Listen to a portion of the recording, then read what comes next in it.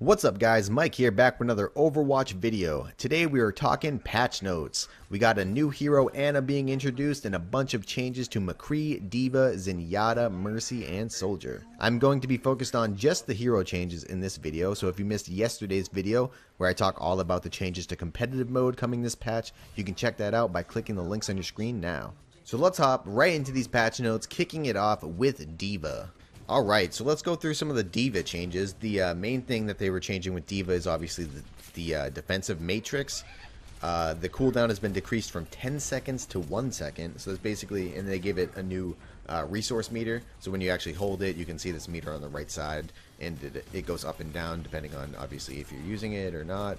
And yeah, it takes 10 seconds to fully recharge. So similar to like a Reinhardt shield. Reinhardt shield, I believe, is like 10.8 seconds to fully recharge.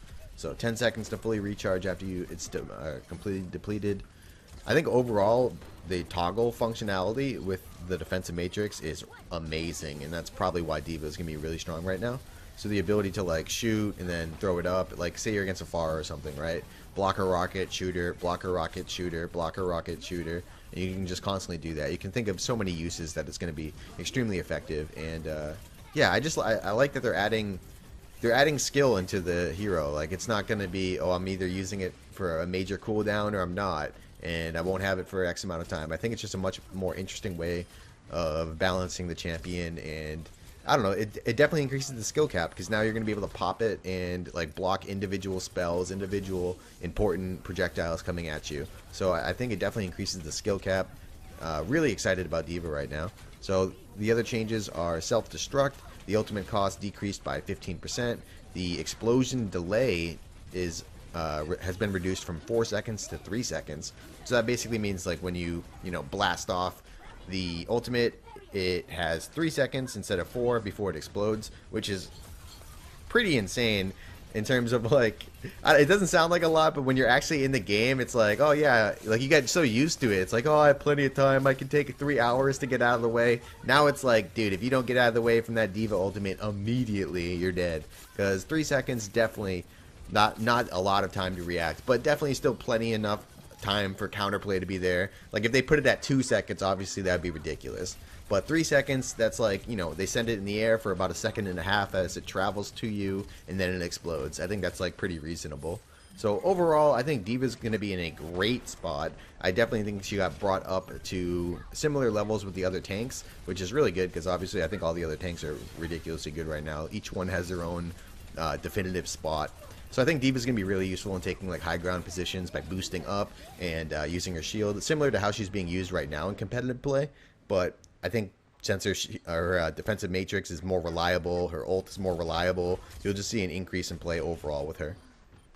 And up next is Soldier 76, who saw some changes to his main fire heavy pulse rifle. The spread recovery will begin after a short delay rather than instantly. This is basically just going to nerf people's ability to shoot 4 times, stop shooting, shoot 4 times. And if you did it fast enough, it would look like you just were holding down the trigger.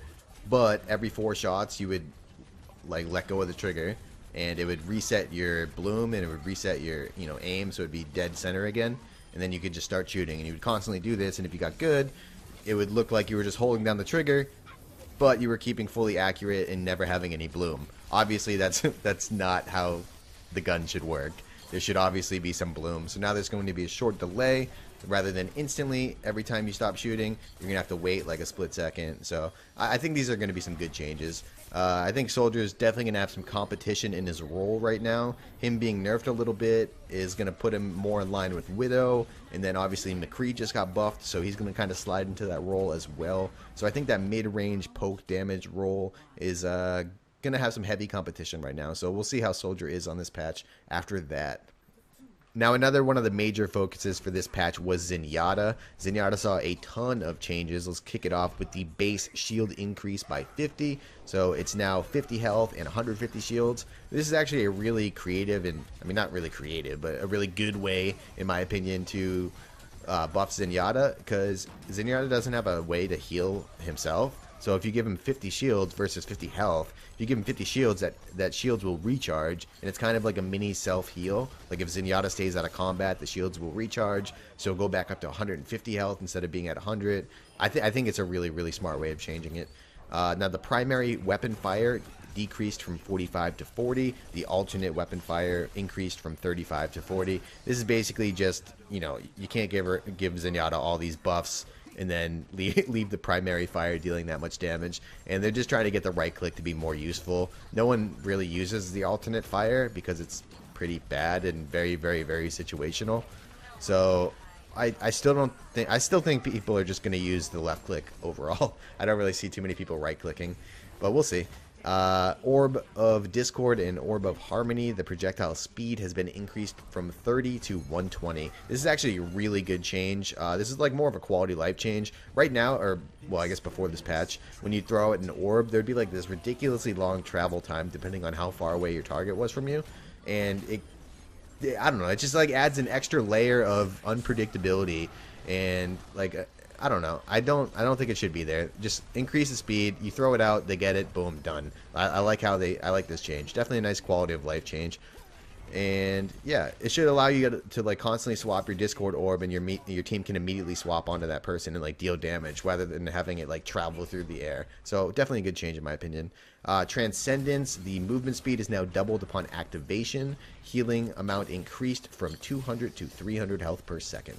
So just big buff overall. I mean, Transcendence is going to be great, very useful to like getting into a site and then obviously locking it down.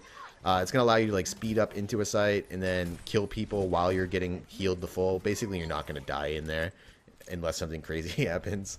But yeah, I think Zenyatta is going to be really good. Definitely going to fit that niche of a support hero that can deal a decent chunk of damage. It's going to be kind of similar to Anne. Obviously, Zenyatta is going to deal way more damage. I think Zenyatta is going to be in a really good spot right now. I think the support meta overall is going to be really interesting.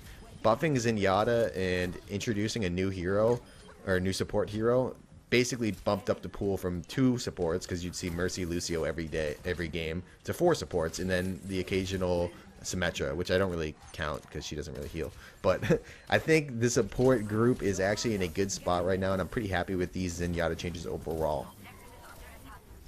Alright, and up next is McCree. So McCree got a buff to his Peacekeeper, which is his left click, his main fire from his gun, the single shot.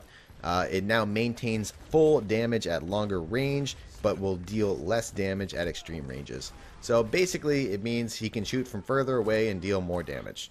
That's the gist of it. It allows him to do, you know, 2-shot combos on the 200 HP targets from closer ranges. It's just an overall really nice buff to McCree. I definitely think McCree needed a buff, although I don't really agree with this being the right buff. I think this puts McCree in a similar role that Widow and Soldier 76 already fill, and I don't know if that was the right way to go. I think what Blizzard talked about before was making McCree more of an answer to flankers like Tracer, Genji, and Reaper, and be able to like flashbang and kill them. Like, I don't know. It feels like a weird change to me because it's going to put him in a role that they don't really want him in. And like they've already seen this. Back in the beta, McCree had full damage range with his left click. So that means all this BS with it falling off in damage, it had no fall off and dealt max damage from all the way far away. And it's a hit scan, so it means if you point somewhere and click, it hits that spot. It's not a projectile, so people with disgusting aim are going to put out a ridiculous amount of damage with McCree. Now, it's not going to be as ridiculous as it was in the beta, but it's going to be very strong. And I've already played against McCree and played as McCree quite a bit on this patch already. So I think McCree is going to be in a good spot in terms of play. I don't really agree with this being the choice of the way to buff him, but I don't know. I definitely think he needed a buff to be relevant, and this seems like a pretty easy solution. I don't think he's going to be broken or anything, so it's definitely a decent change. I just probably would have went a different way about it. And then up next is Mercy. She also saw some small changes. The main one that we actually care about is Resurrect, which is the change to her ultimate. Her ultimate charge cost increased by 30%. So basically that just means they increased the time it takes to build up your ultimate. And then in exchange, you get movement is no longer prevented during activation, and Guardian Angel is instantly reset upon use.